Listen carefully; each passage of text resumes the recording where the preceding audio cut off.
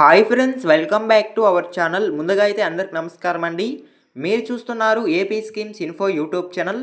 ఈరోజు మరొక అప్డేట్తో నేను మీ ముందుకు రావడం జరిగిందండి. సో అప్డేట్ ఏంటి అనే విషయానికి గనక వచ్చినట్లయితే, ఆంధ్రప్రదేశ్ రాష్ట్ర వ్యాప్తంగా ఉన్నటువంటి రైతులందరికీ ప్రభుత్వం ఒక శుభవార్త అయితే చెప్పడం జరిగిందండి. అన్నదాత సుఖీభవ రెండో విడత నిధులనేవి ఎప్పుడు విడుదల చేస్తారు అనే దానిపై అయితే ఒక క్లారిటీ అయితే ఇవ్వడం జరిగింది.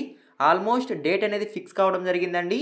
ఏ తేదీన ఈ నిధులనేవి విడుదల చేయబోతున్నారు, ఈ పథకం ద్వారా లబ్ధి పొందాలంటే ఎటువంటి అర్హతలు కలిగి ఉండాలి అనేటువంటి పూర్తి సమాచారం నేను మీకు తెలియజేస్తానండి. వీడియోని ఎక్కడ స్కిప్ చేయకుండా చూడండి, అప్పుడే మీకు పూర్తి సమాచారం అందుతుంది. మన ఛానల్ ఎవరైనా ఫస్ట్ టైం చూస్తుంటే ఛానల్ చూసి కంటెంట్ నచ్చినట్లయితే సబ్స్క్రైబ్ చేసుకుని పక్కనే ఉన్న బెల్ ఐకాన్ అయితే ఆన్లో పెట్టుకోండి. సో ఇక లేట్ చేయకుండా డైరెక్ట్గా టాపిక్లోకి అయితే వెళ్ళిపోదామండి. టాపిక్లో భాగంగా ముందుగా చూసుకున్నట్లయితే, ఆంధ్రప్రదేశ్ రాష్ట్ర వ్యాప్తంగా ఉన్నటువంటి రైతులందరికీ ప్రభుత్వం ఒక శుభవార్త అయితే చెప్పడం జరిగిందండి.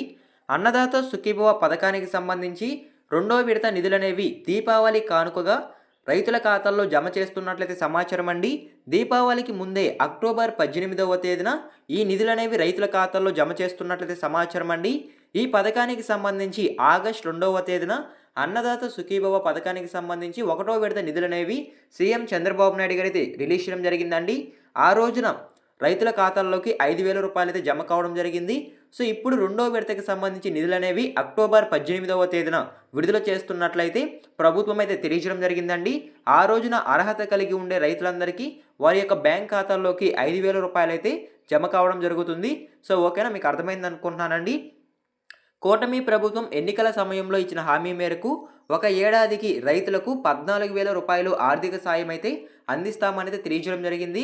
సో 3 విడతల్లో ఆ నిధులనేవి రైతుల ఖాతాల్లో జమ చేస్తామని అయితే ప్రభుత్వం అయితే తెలియజేయడం జరిగిందండి. సో ఇప్పటి వరకు మొదటి విడత నిధులనేవి విడుదల చేయడం జరిగింది. ఇంకా 2 విడతల్లో నిధులనేవి విడుదల చేయాల్సి ఉంటుందండి రైతులకైతే. సో ఓకేనా, మీకు అర్థమైంది అనుకుంటున్నాను. అదేవిధంగా నెక్స్ట్ చూసుకున్నట్లయితే, ఆంధ్రప్రదేశ్ రాష్ట్ర వ్యాప్తంగా ఉండే రైతులందరూ ఈ అర్హతలు కలిగి ఉంటేనే ఈ పథకం ద్వారా నిధులు పొందే అవకాశం ఉందని ప్రభుత్వం అయితే తెలియజేయడం జరిగిందండి. ఆ అర్హతలు ఏంటి అనేటువంటి సమాచారం నేను మీకు తెలియజేస్తాను.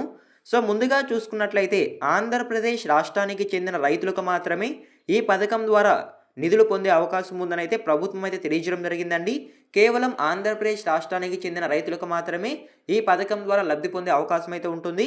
అదేవిధంగా చిన్న సన్నకారు రైతులు 5 ఎకరాల లోపు భూమి కలిగిన వారికి మాత్రమే ఈ పథకం ద్వారా లబ్ధి పొందే అవకాశం ఉందని అయితే ప్రభుత్వం నుంచి అయితే సమాచారం అయితే రావడం జరిగిందండి.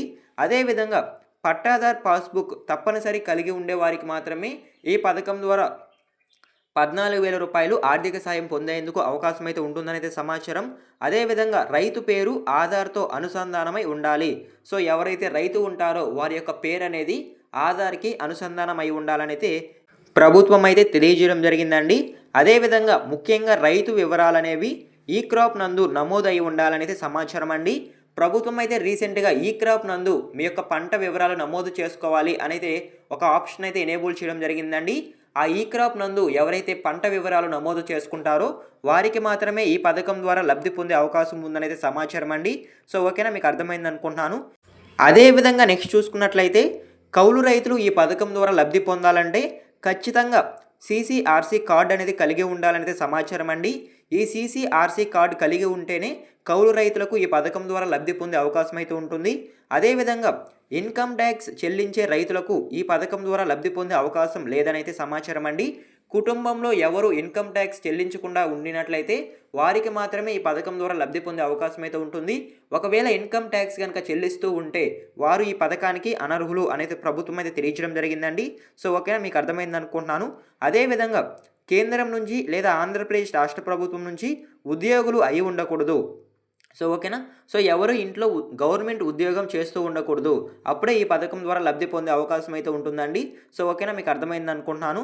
అదేవిధంగా నెక్స్ట్ చూసుకున్నట్లయితే, 10,000 కంటే ఎక్కువ పింఛన్లు పొందేవారు కూడా ఈ పథకానికి అనర్హులు అనేది ప్రభుత్వం అయితే తెలియజేయడం జరుగుతుంది. సో ఓకేనా, మీకు అర్థమైంది అనుకుంటున్నాను. అదేవిధంగా ఒకే కుటుంబంలో ఒకరికి మాత్రమే ఈ పథకం ద్వారా లబ్ధి పొందే అవకాశం ఉంటుందనేది సమాచారం అండి. సో మీకు ఎగ్జాంపుల్ చెప్పాలంటే, ఒక రేషన్ కార్డులో 2 రైతులైతే ఉంటారు, వారికి సపరేట్గా భూములు అనేవి ఉంటాయండి. కాకపోతే ఒక రేషన్ కార్డుకి ఒకరికి మాత్రమే లబ్ధి పొందే అవకాశం ఉంటుందనేది సమాచారం అండి. సో 2 రైతులకు కనుక వేరు రేషన్ కార్డులు కనుక ఉన్నట్లయితే ఖచ్చితంగా ఇతర రైతులకు ఈ నిధులనేవి వచ్చే అవకాశం ఉంటుందనైతే సమాచారం. ప్రస్తుతానికి ఒక కుటుంబానికి ఒకరికి మాత్రమే ఈ పథకం ద్వారా లబ్ధి పొందే అవకాశం ఉందనైతే ప్రభుత్వం అయితే తెలియజేయడం జరిగిందండి. సో ఓకేనా? సో ఇదేనండి అన్నదాత సుఖీభవ పథకానికి సంబంధించి వచ్చిన అప్డేట్ అయితే. ఈ పథకం ద్వారా రెండో విడత నిధులనేవి దీపావళి కానుకగా అంటే అక్టోబర్ 18వ తేదీనే రైతుల ఖాతాల్లోకి అయితే రూ. 5,000 ప్రభుత్వం అయితే జమ చేయబోతున్నట్లయితే సమాచారం అండి. సో ఓకేనా, మీకు అర్థమైంది అనుకుంటున్నాను. సో ఈ వీడియో మీకు నచ్చినట్లయితే లైక్ చేయండి. అదేవిధంగా మన ఛానల్ ఎవరైనా ఫస్ట్ టైం చూస్తుంటే ఛానల్ చూసి కంటెంట్ నచ్చినట్లయితే సబ్స్క్రైబ్ చేసుకుని పక్కనే ఉన్న బెల్ ఐకాన్ దానిలో పెట్టుకోండి. సో మరొక ఇంట్రెస్టింగ్ వీడియోతో మీ ముందుకు వస్తాను. అంతవరకు జై హింద్.